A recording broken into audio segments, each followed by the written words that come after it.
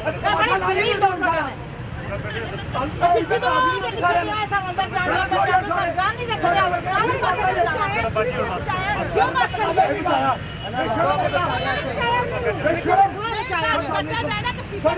शीशे की तरफ से आए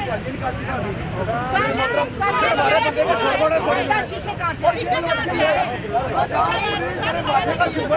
यार एक मिनट यार कल करा जाएगा ना बोला कर अंदर शीशे कैसे चैन साहब कुछ भी नहीं गल की थी फर्क नहीं कर रहे सर शीशे कैसे लगे हमें ये कुछ नहीं जाए अरे सुनो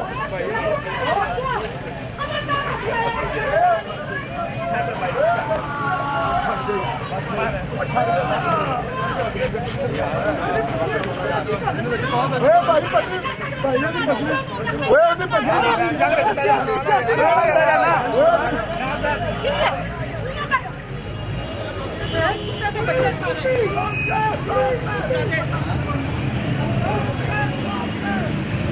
आवाज